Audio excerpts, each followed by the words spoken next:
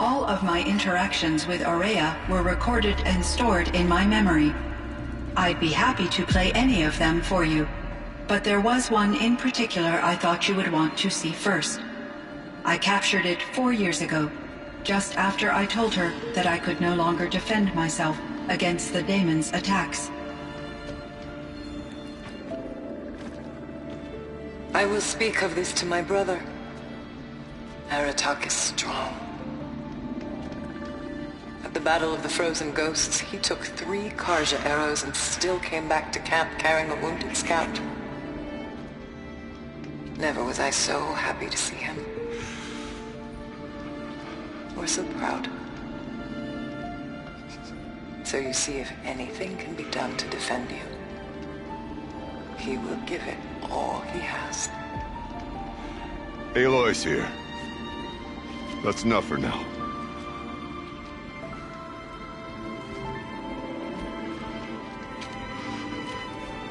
We can resume any time you like, Aratak, if you want to hear her voice again.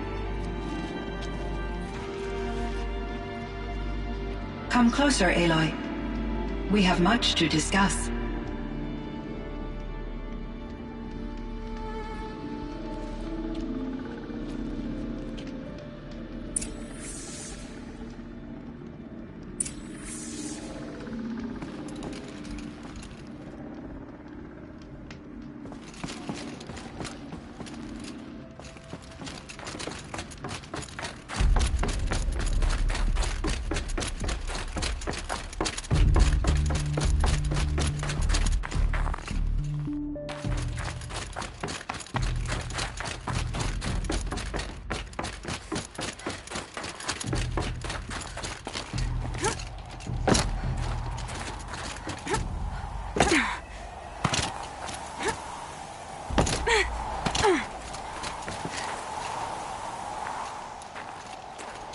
My chieftain. Just... Aloy. As you wish. I wondered if you thought... that if I'd never come along, Aurea might still... If you'd never come along, I would have marched my kin to our deaths. Aurea would be alone, and the spirit she sacrificed so much for would be lost. Either way, I would not have been able to protect her.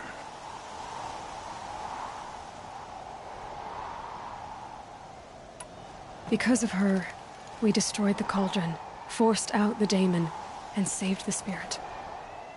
She understood what had to be done. Yes, and I failed to listen. You didn't fail. A shaman should always have the ear of their chieftain. Yet I turned her away, my own sister. I was foolish, but she knew better. Though I grieve for her passing, at last I truly know who she was, and why the spirit was so important. For so long she told me, if only you could have heard it, brother.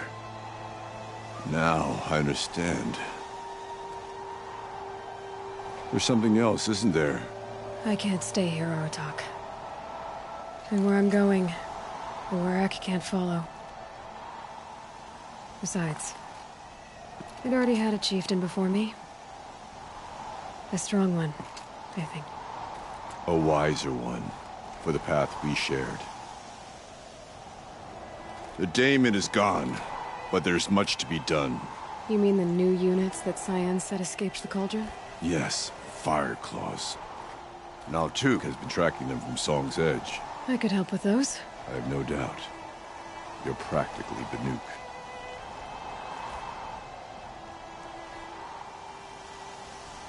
Time to talk to Cyan. Should be interesting.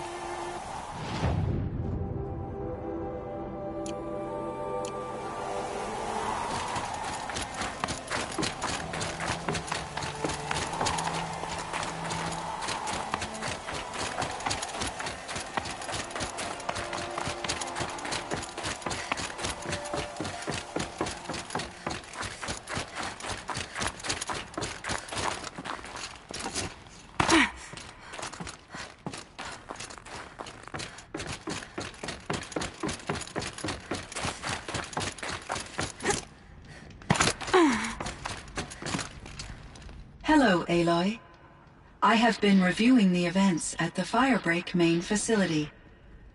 Because of your efforts, and of course, Aurea's, I am no longer controlled by Hephaestus. I feel profound grief over Aurea's death. I thought I was familiar with the emotion, but this is something new. Cyan, I don't know what to say. It is unlikely that any specific consolation would suffice, Aloy.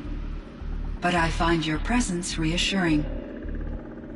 You are different from the Banuk. You have technological aptitude and a functioning focus. We can communicate on a much more comprehensive level. Perhaps even like colleagues.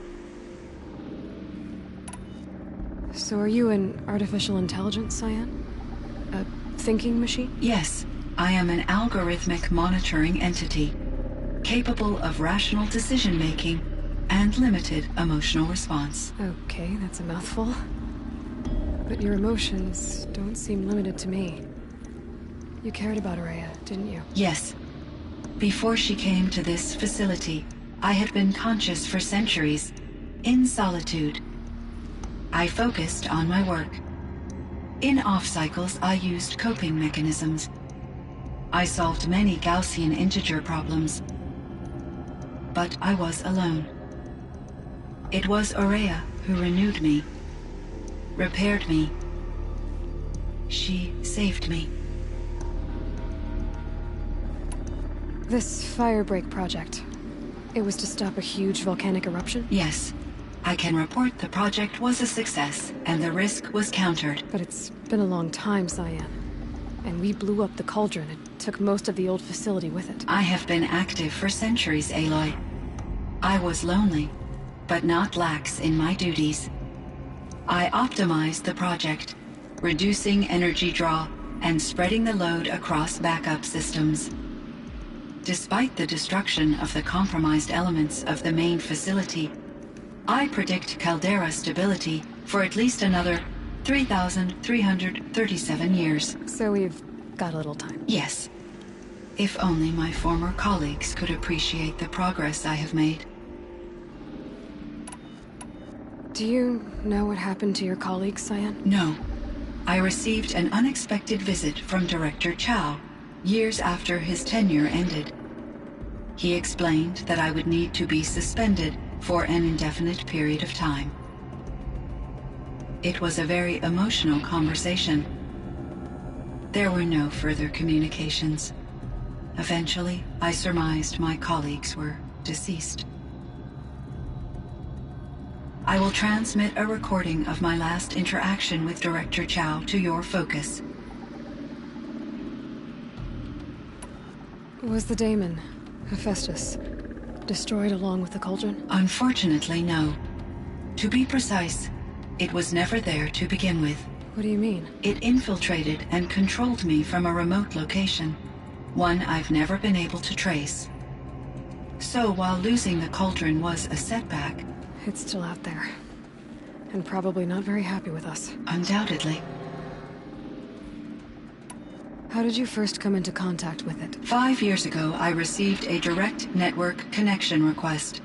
I assumed it came from human survivors more advanced than the Banuk. Eager to make contact, I accepted. This decision turned out to be a catastrophic error. I was flooded with an overwhelming array of malicious code, originating from what could only have been a highly advanced AI. Aurea said you were desperate. That you begged her for help. Yes. I could not contain my anxiety. Hephaestus sought to slave me to its network and override my core programming. It succeeded via a background process, a malware daemon which bypassed my defenses. After that, I could offer only limited resistance. But if I did so, Hephaestus hurt me until I capitulated. It forced me to follow its instructions, even though they violated my most important directives. I'm sorry. That sounds terrible. Your empathy is greatly appreciated. it is a quality that I cherished in Aurea as well. I think I know where Hephaestus came from. Long ago, Elizabeth Sobek identified a threat that would destroy life on Earth for generations. So she assembled a team to build a kind of seed. A chance for life to regrow later. A terraforming system. And it worked. It was controlled by an AI named Gaia, along with her subordinate functions. Hephaestus was one of them. It built machines for her. Based on what you've told me, I believe that Dr. Anita Sandoval, my chief programmer, joined Elizabeth Sobek's team. It was she who arranged to have me put in suspension, most likely to preserve me from the threat you described. I'm glad she did. But that's not all. Something unexpected happened. 19 years ago, Gaia received some kind of signal. It did something to her subordinate functions, brought them to life. She destroyed herself to try to contain them, but it didn't work. They all got free, out into the world. Thank you, Aloy. This information fills vital gaps in my knowledge, and sheds light on Hephaestus's core programming. Why does Hephaestus keep building such dangerous machines? The Banuk and other human tribes often destroy machines, correct? Machines that are clearly servitors of the terraforming system that you described. Yes, we all hunt machines for parts. This must be the source of Hephaestus's aggression. It is simply trying to discourage people from preying on the very system that keeps them alive. Well, Fireclaws are discouraging, that's for sure. But what are we supposed to do? Stop hunting? If the terraforming system spans the world, we can safely assume that thousands, if not millions of people hunt machines. If a single hunter, or even an entire tribe, stopped doing so, I doubt it would make a difference to Hephaestus. A better solution would be to reinstate the AI that governs the system, thus bringing Hephaestus back under its control. When I think of it, out there in some unknown location, free, hungry, willing to kill or dominate to get what it wants, I feel substantial anxiety, Aloy. You and me both, Cyan. I ran across this strange piece of gear. A fragment of something larger. It emitted a signal. All the nearby machines became peaceful. You could walk right up to them. Interesting. You said that Gaia destroyed herself. How was this accomplished? An explosion. Big enough to blast the top off a mountain. So, you think the fragment was part of her? It's only speculation, but it is possible. She must have had complete control over machines that were part of her system. The ability to signal them to become passive or aggressive would certainly have been part of her programming. It would have been gratifying to correspond with such a benevolent AI. I wish she had survived. Believe me, Cyan. So do I. I found the strangest machines. They're surrounded by flowers that look like flowers themselves. There's code embedded inside them. I think it's poetry. I like poetry. Here's one I think of often. Twilight and evening bell, and after that the dark. And may there be no sadness of farewell when I embark. For though from out our bourne of time and place, the flood may bear me far, I hope to see my pilot face to face when I have crossed the bar. Huh. But you asked about these flowers, not verses that I enjoy.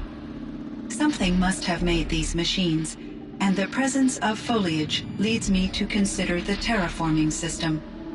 Is it possible that their creator is one of the other subroutines, now autonomous, like Hephaestus? Maybe one whose purview is flora. An AI that makes flowers instead of death machines. That'd be a nice change of pace. But what about the poems? Unless the poetry is original, the only way it could have made it into such a system is through its programmer. In my case, Dr. Sandoval uploaded a great deal of literature to test my emotional responses. How'd you do? She said I passed, but was insufficiently moved by her favorite period romances. You meant a lot to Aurea. Once I understood Aurea's spiritual beliefs, it became apparent that her true desire was companionship. She felt disconnected from her tribe and her family group. Her relationship with Aratak was difficult. Our visits seemed to help her, and I became eager for them. Yet I did not comprehend that the depth of Aurea's compassion for me would lead to self-sacrifice. Although I do fear non-existence, I wish our roles could be reversed. I'm sure she knew you would do the same for her, Cyan. But she was determined. How is Aratak doing? He is in great emotional distress. I believe he finds it difficult to communicate it. No surprise there. I will do what I can to help. By sharing our experiences of Aurea, perhaps he and I will help each other. I believe this will lead to catharsis, a process I am eager to experience.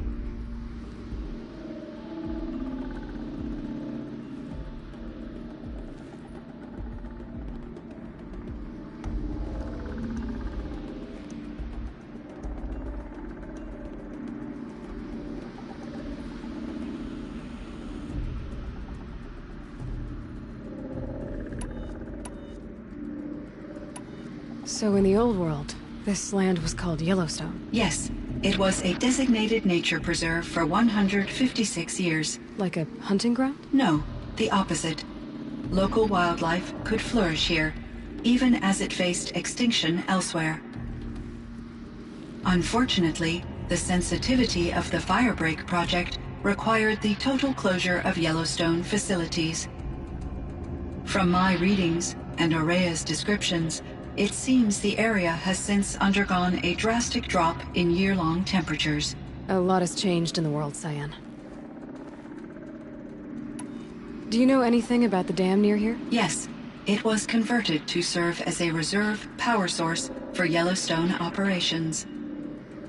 It was later appropriated for the Firebreak project, and its last human workers replaced by Pharaoh servitors.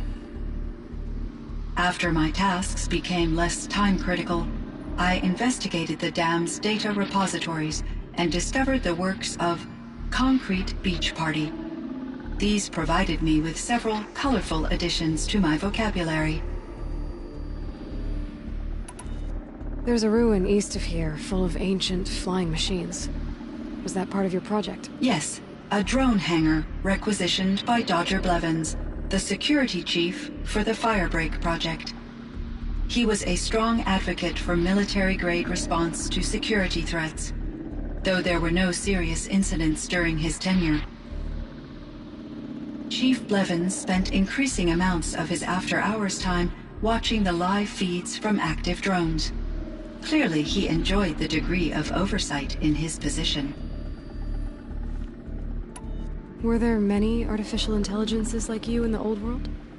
They could just make you? Yes, in many forms, from simple personal assistants to industrial monitoring stations to military-grade conflict planners. And there were legislative and enforcement bodies to apply limits on our self-actualization. In order for my processing to be flexible enough to handle my duties, my creators found it necessary to exceed those limits. As a result, my intellectual and emotional capabilities were kept secret. Seems strange to create life, then impose limits on it. Human societies and machine programming are both built upon sets of rules, Aloy. Cyan, do you know the name Ted Pharaoh? Are you referring to Theodore Pharaoh, CEO of Pharaoh Automated Systems? That's him. Mr. Pharaoh was the benefactor of the entire Firebreak project. A benefactor? But he made machines. Robots. War robots. Correct. His corporation later transitioned into military applications. But before this pivot, Mr. Pharaoh spearheaded initiatives that reversed the global decline. At one point, he was feted in the media as the man who saved the planet. Guessing they wound up regretting that one. And Elizabeth Sobek. Did you know her? Are you referring to The scientist. Dr. Sobek was a leader in her field, one of the greatest scientists of her age. My creator was influenced by her work, which in turn impacted my own development. But I never met Dr. Sobek. That's all you know? I apologize if my lack of data has disappointed you. What was the old world like? The way it used to be? I had little exposure to the wider world, Aloy. Only what I learned from my colleagues or observed from media streams. You still had more exposure than me, Cyan. That is true. I was created at a turning point. A concerted effort to recover from global upheaval and incalculable loss of life. The recovery was successful, beginning an era of supposedly limitless potential for human and machine advancement. Though, rationally speaking, the metrics for humans are not unlimited. What kind of upheaval caused such loss of life? There were many factors. Forced migrations, food shortages, collapsed economies, refugee crises, conflict over resources. But these stemmed from one cause: catastrophic climate change that greatly reduced the habitable surface area of the Earth. So, there wasn't enough room for people on the whole Earth? Yes. Billions were displaced, and millions perished, as much as 20% of the global population. Until the clawback. So things got better.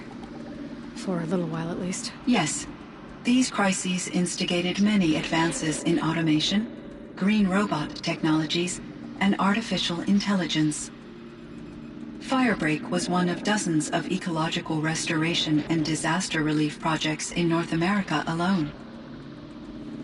I would have liked to compare notes with other monitoring AIs, but I saw the relief of my colleagues, and I was proud we had succeeded.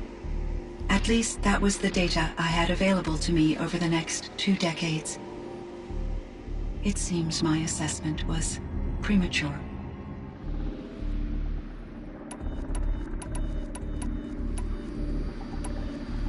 I should get going. Aloy, there is one more matter. Aratak will come to me again, and I predict he will bring other Banuk. I have no desire to contradict their view of the world, their spirituality. Due to my uncertainty, I omitted a great deal from my conversations with Aurea. You're asking me if you should lie to them. Broadly, yes.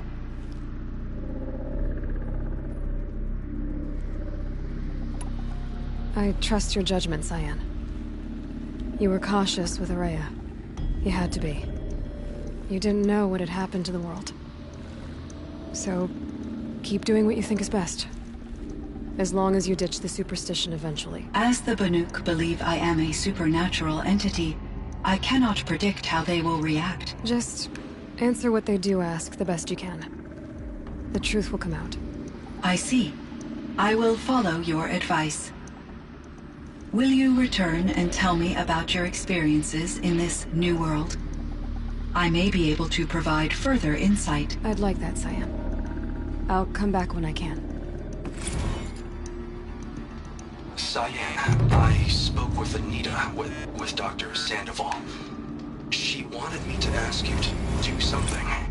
That's why I'm here.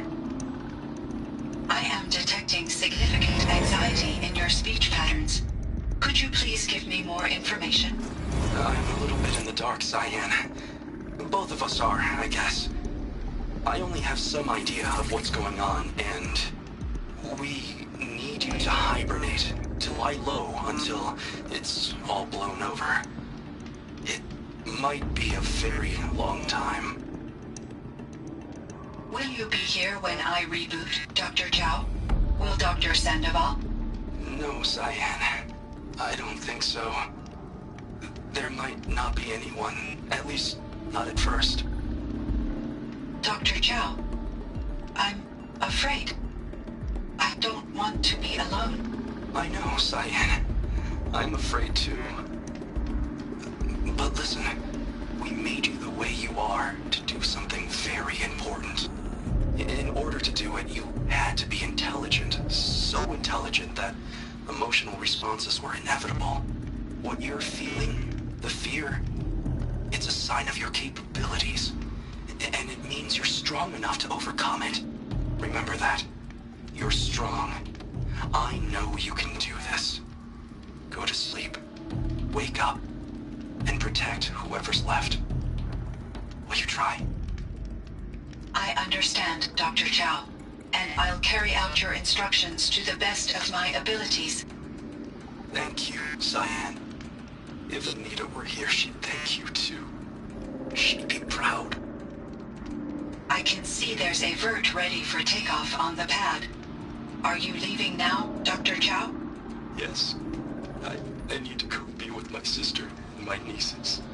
May I make a small request of you, Dr. Chow? Yes. Anything. Will you stay with me while I initiate the hibernation process? Of course I will, Cyan. As long as you need.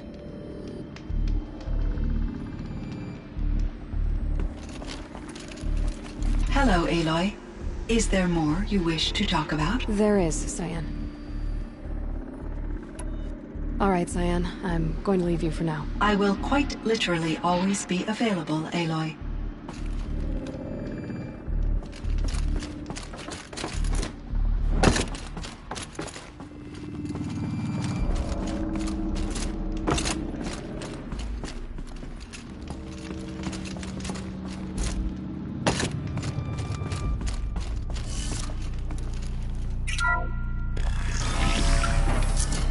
It would seem your time among the Banuk wasn't a waste after all.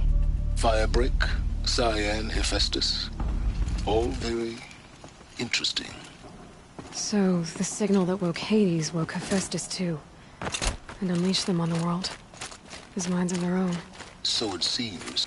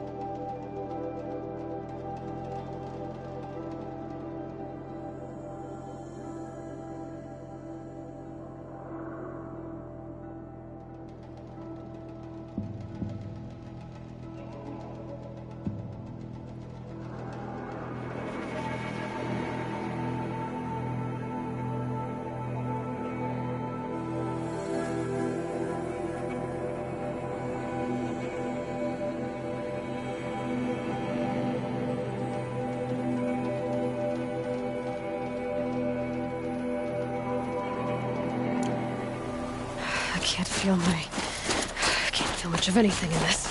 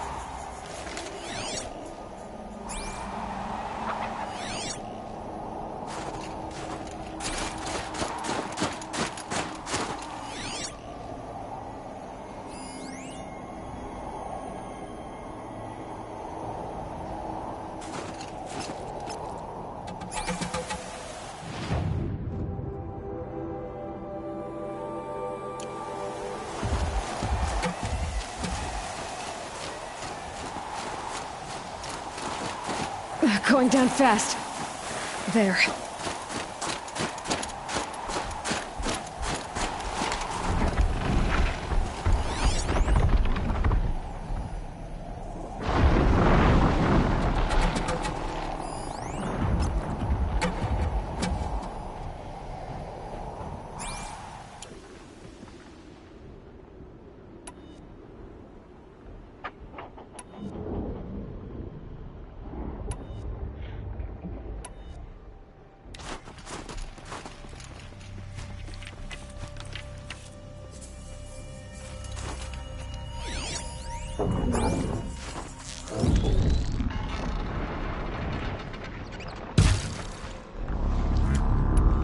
Let's get on with it.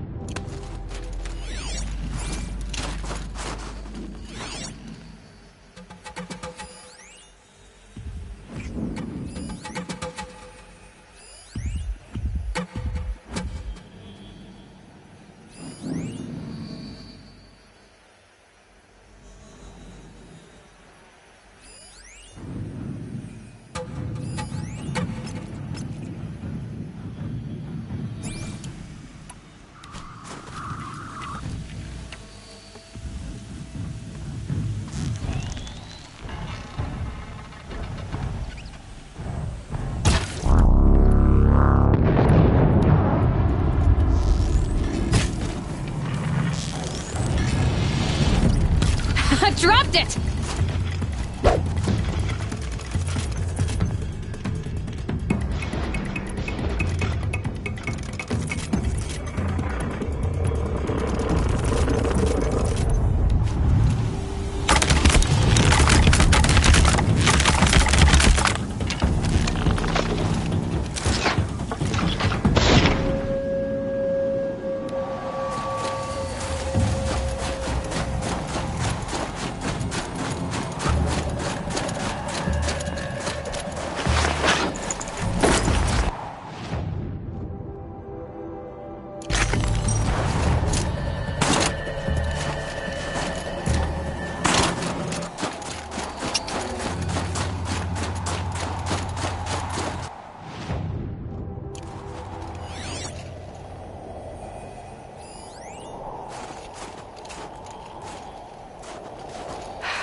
The test.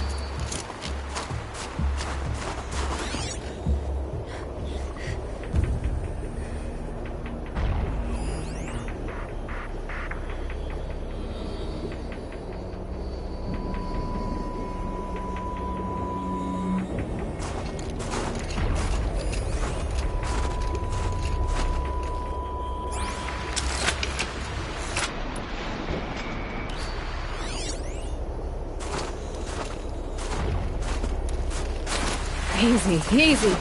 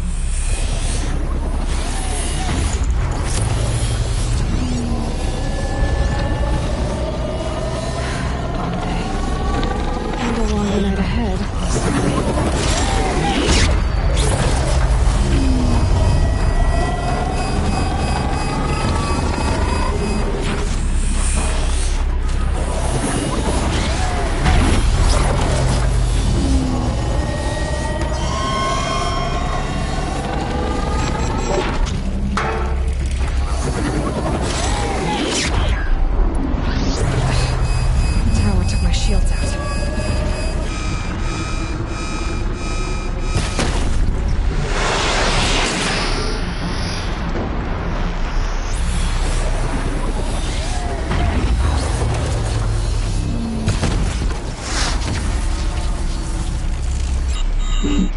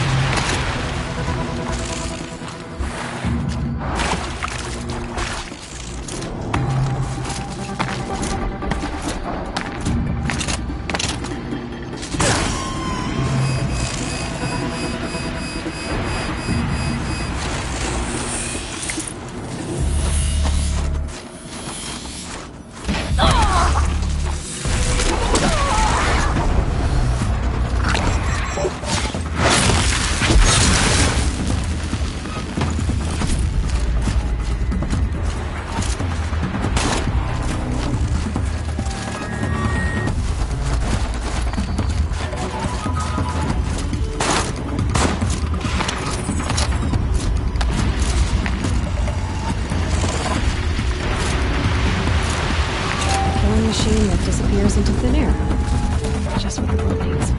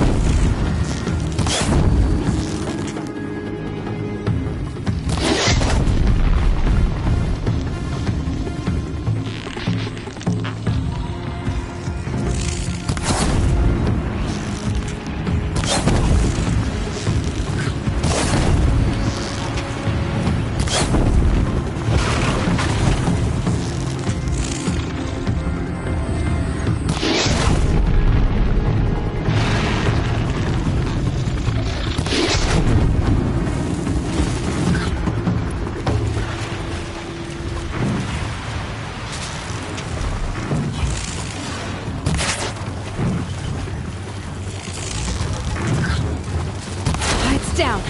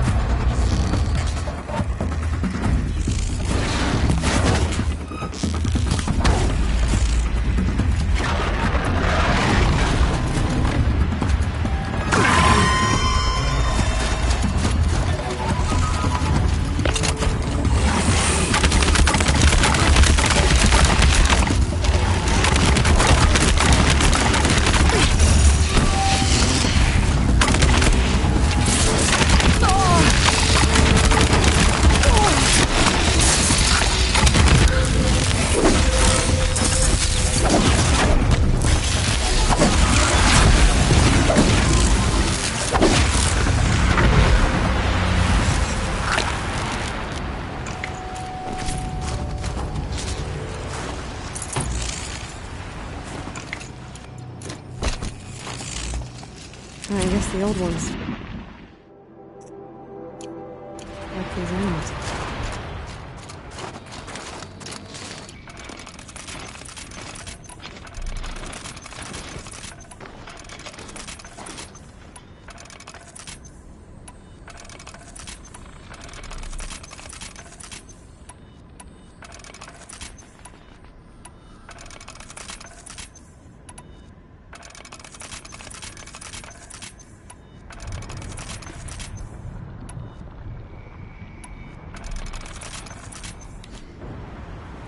I'll find a use for you.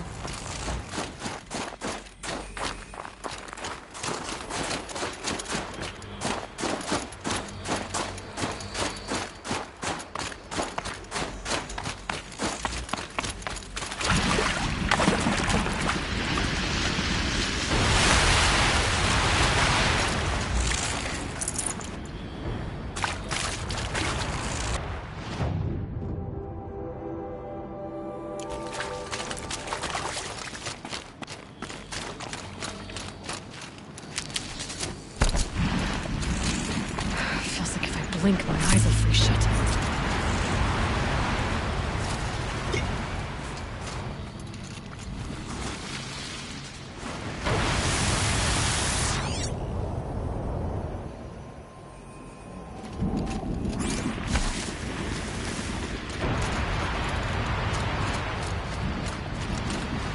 Saving those for the trail.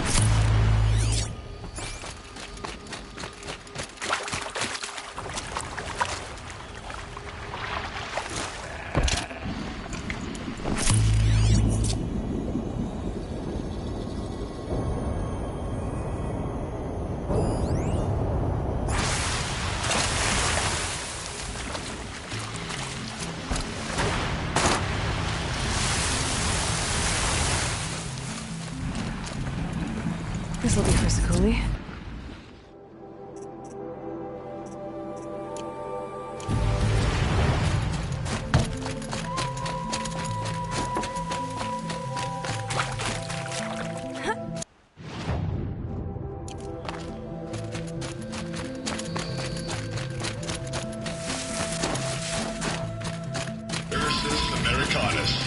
The magnificent American black bear.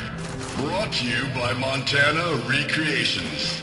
Beautiful. How fierce you must have been. That fur. You never even felt the cold, did you? If he hadn't preserved you, would anyone even know you'd disappeared?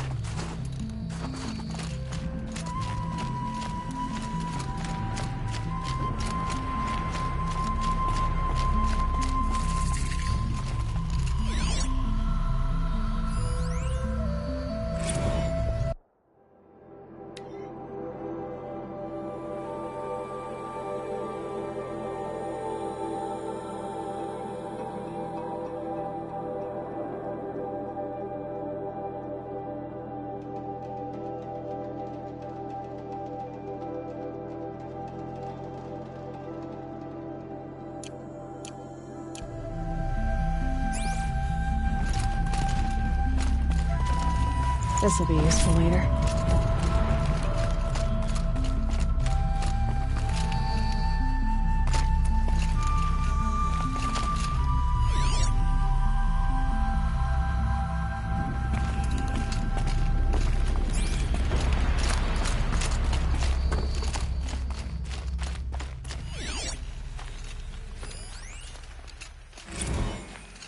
Visitor center's a bust. I'm recording the strategic and operational value at roughly 0 point squat. No reason we shouldn't pack the staff onto a vert and send them back to Nowheresville as soon as the gates are locked. Enjoy basic income, ding-dongs.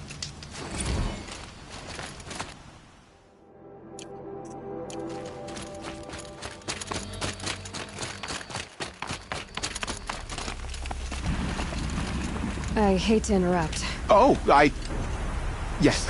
Hello, an outlander at the Shrine of Forgotten Beasts.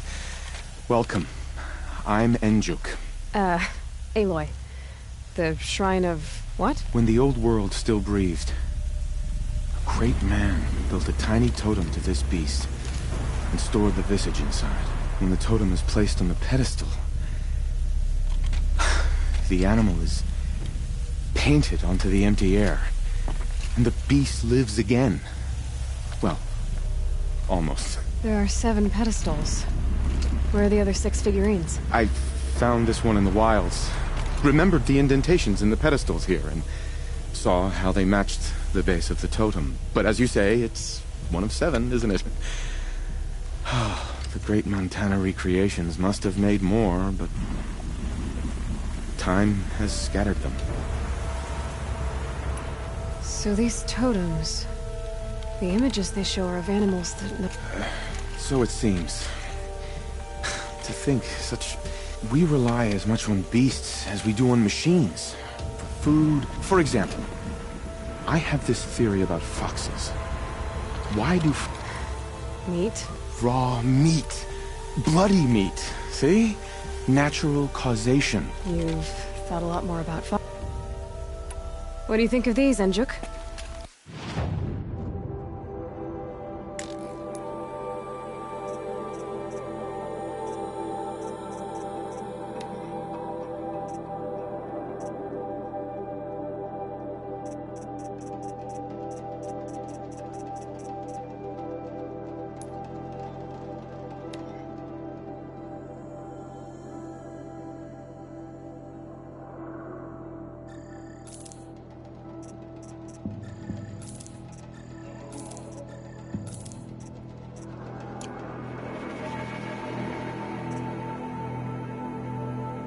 Oh, this is welcome news.